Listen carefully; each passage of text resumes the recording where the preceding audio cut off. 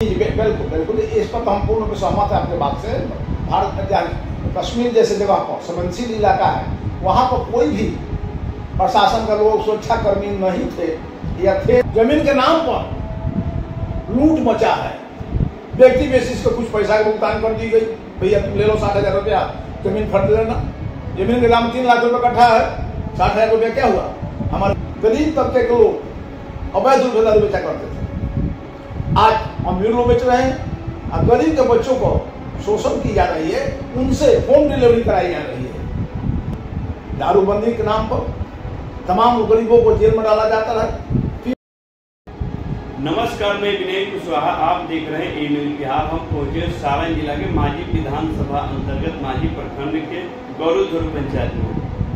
हमारे साथ में जन स्वराज के कद्दावर नेता उदय शंकर सिंह, जो माझी विधानसभा क्षेत्रों में घूम घूम कर प्रशांत जी का संदेश को जन जन तक पहुंचा रहे हैं। अब बिहार को पलायन मुक्त बनाने के लिए, जन स्वराज के मिशन को आगे बढ़ाने के लिए कृत संकल्पित हैं।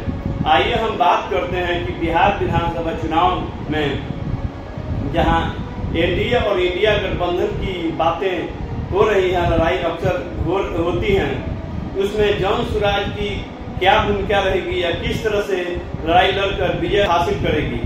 आइए हम बात करते हैं। सर, आपका ए न्यूज बिहार में स्वागत है। आपको भी स्वागत है हमारे यहाँ आए आप, बहुत बहुत धन्यवाद आपको हमारे यहाँ आए।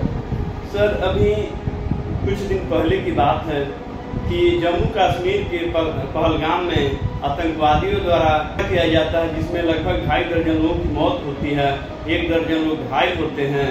और उस घायल होने के बाद में यहाँ पर लोगों में काफी आक्रोश है। आपके पार्टी के द्वारा कैंडल मार्च भी निकाला गया है और जिसमें काफी आक्रोश देखा गया है।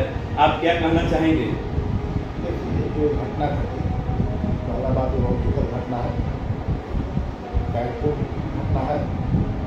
इस तरह के काट देना बहुत ही गलत है। पाकिस्तान बराबर हमारे देश में इस तरह का कार्य कराती रहती है, घटना घटता रहता है।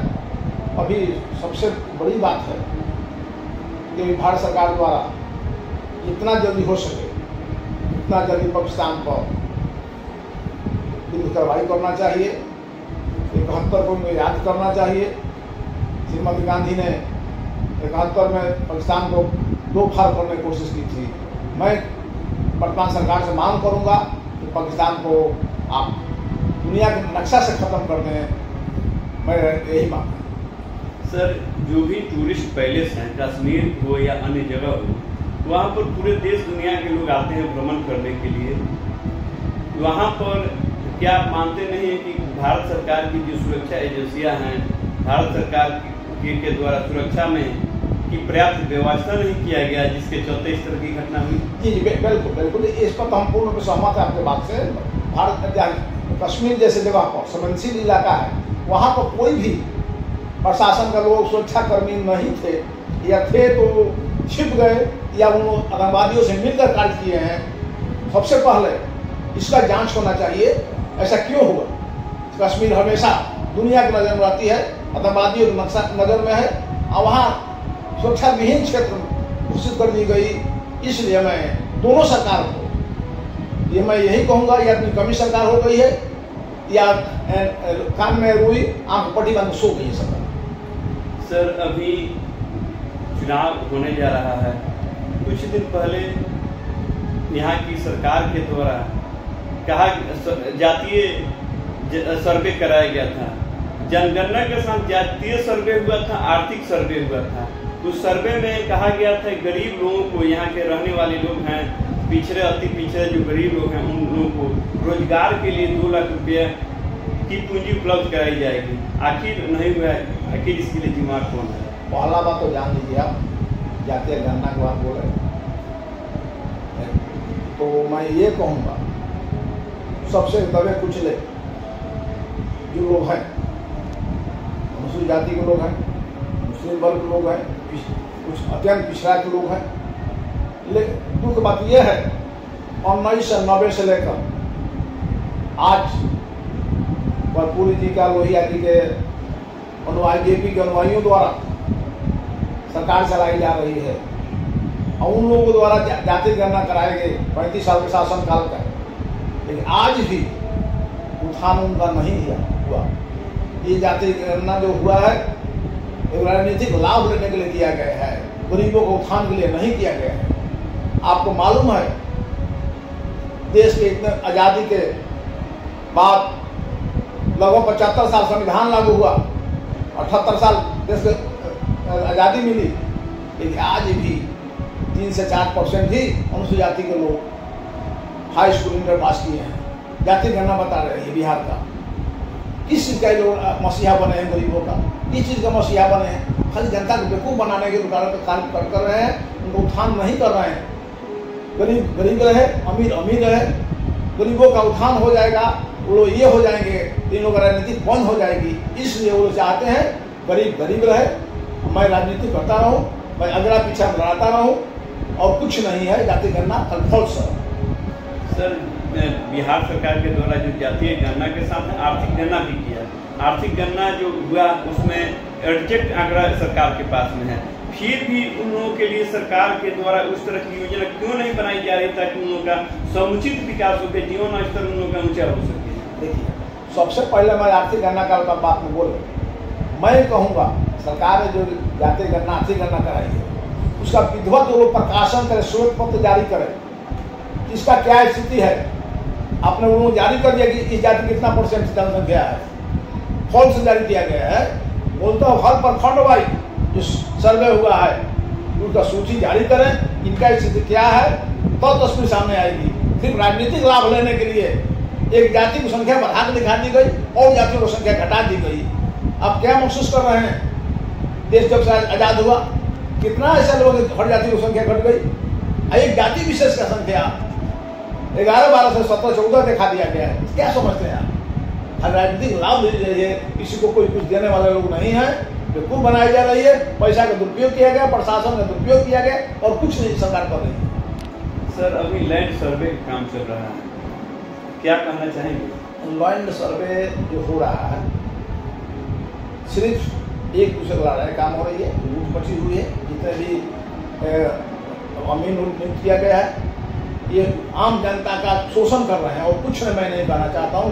घोषणा है, कोई सर्वे नहीं हो रही है, कोई कागज पर रिकॉर्ड नहीं है, आप चलिए अंचल कर जाने में कोई भी वैसे ट्रूथ सही नहीं है। तो क्या सर्वे की जाए, किस आधार पर सर्वे कर रहे हैं? आखिर नौटंकी की जा रही है, जनता को बेवकूफ बनाया जा रहा है, कुछ ही सब नहीं हो रहा है भैया। जो सरकार की नीति सही नहीं है। आप महसूस करेंगे, अब 2006 की बात की, नीतीश जी मुख्यमंत्री बनने के बाद बोले थे हर भूमि विहीनों को मैं बास्केट के तौर पर 3 डिसमिल जमीन दूंगा। अब बताइए कितने लोगों को जमीन दे दिया गया?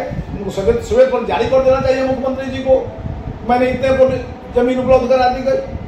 हाँ, जमीन के नाम पर लूट मचा है, व्यक्ति बेसिस पर कुछ पैसा का भुगतान कर दी गई, भैया तुम ले लो 60,000 रुपया जमीन खरीद लेना। जमीन के दाम 3 लाख रुपये कट्ठा है, 60,000 रुपया क्या हुआ? हमारे जिसको दिया उसको भटक गया, खा पी गए, खत्म कर दिया गया। ये सही सरकार के नहीं भैया, ये सब नौटंकी आरक्षण या जो कुछ कर रही है। अभी आप देखें लोकसभा चुनाव में संविधान खतरा कब लेकर विपक्ष ने नारा दिया था, राजद ने, कांग्रेस सब ने दिया था। आज आरक्षण नौकरियां खत्म कर दी गई, सब निजीकरण कर दी गई है, न नौकरी रहेगा ना आरक्षण मिलेगा। तुम लड़ते रहो आरक्षण नाम पर। जो पीछा की बात करते हैं, 35 साल में कितना लोग नौकरी दिए बिहार सरकार के लोगों ने? लालू जी हो चाहे नीतीश जी हो।